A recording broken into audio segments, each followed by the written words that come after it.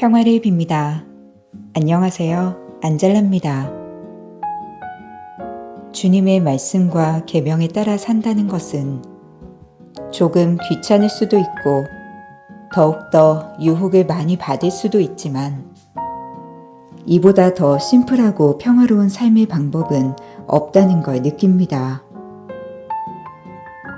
크고 작은 수많은 유혹이 나를 부를 때 주님의 말씀으로 생각하고 판단하면 더 이상 괴로울 것도 고민할 것도 없게 됩니다. 나의 욕심이 더욱 큰 괴로움을 낳는 것이지 주님의 뜻은 항상 제 편이었고 제 평화를 위한 것이기 때문입니다. 많은 유혹과 선택의 기로에 서 있을 때 모든 것을 비우고 주님을 바라봅시다.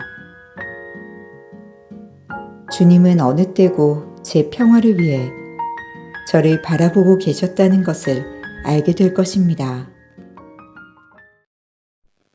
6월 12일 연중 제10주간 금요일 복음 음욕을 품고 여자를 바라보는 자는 누구나 이미 간음한 것이다.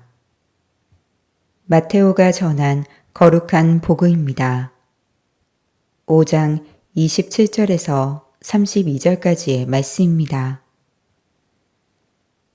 그때 예수님께서 제자들에게 말씀하셨다. 간음해서는 안 된다고 이르신 말씀을 너희는 들었다. 그러나 나는 너희에게 말한다. 음욕을 품고 여자를 바라보는 자는 누구나 이미 마음으로 그 여자와 간음한 것이다. 내 오른 눈이 너를 죄짓게 하거든 그것을 빼어 던져버려라. 온 몸이 지옥에 던져지는 것보다 지체 하나를 잊는 것이 낫다. 또 내 오른손이 너를 죄짓게 하거든 그것을 잘라 던져버려라. 온 몸이 지옥에 던져지는 것보다 지체 하나를 잊는 것이 낫다. 자기 아내를 버리는 자는 그 여자에게 이혼장을 써주어라 하신 말씀이 있다.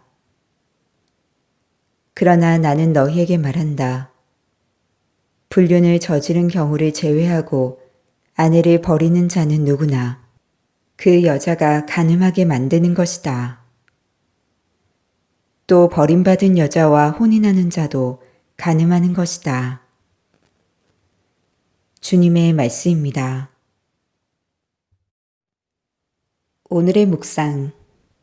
오늘 복음은 우리를 위축시키는 듯 합니다. 음욕을 품고 여자를 바라보는 자는 누구나 이미 마음으로 그 여자와 간음한 것이다. 이성을 보며 성적인 매력을 느끼는 것은 인간의 본성입니다. 오늘날은 이런 생각이 극단적으로 치우쳐서 문제이긴 하지만 이성에게 끌리는 것은 자연스러운 일입니다. 하느님께서 인간을 그렇게 창조하셨기 때문입니다. 그런데 오늘 복음 말씀은 애당초 이런 인간의 기본적인 성욕 자체를 부정하지 않고선 지킬 수 없는 것으로 들립니다. 그러나 이 말씀의 핵심은 음욕을 품고라는 표현입니다. 또한 생각해보면 우리는 음욕이 아니라 사랑을 품고 이성을 바라볼 수도 있습니다. 음욕을 품고 바라보는 것은 그 사람의 외적인 매력에만 시선을 두는 것입니다. 그러나 사랑을 품고 바라보는 것은 그 사람의 마음에 담겨 있는 고민, 어려움, 슬픔, 아픔, 어둠에도 시선을 두는 것입니다. 음욕을 품고 바라보는 것은 그 사람을 소유하고자 하는 욕심에서 비롯된 것이지만 사랑을 품고 바라보는 것은 그 사람이 더욱 그 사람답게 살 수 있기를 바라는 마음에서 비롯된 것입니다.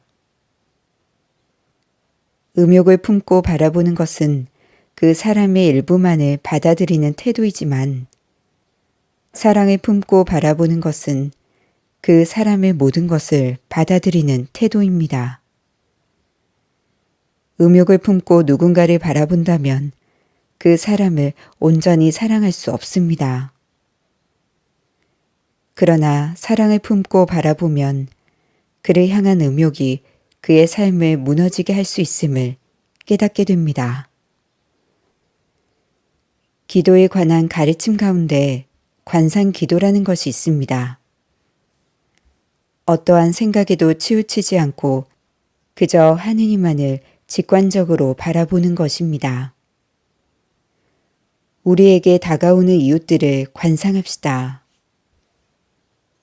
사랑의 눈길로 그 사람 안에서 활동하시는 하느님을 바라봅시다. 온몸이 지옥에 던져지는 것보다 지체 하늘에 있는 것이 낫다. 온몸이 지옥에 던져지는 것보다 지체 하늘에 있는 것이 낫다. 온몸이 지옥에 던져지는 것보다 지체 하늘에 있는 것이 낫다. 정의로우신 주님, 세상의 유혹에 주저하지 않고 주님 말씀에 따라 순종하며 살게 하소서. 아멘. 평화를 빕니다.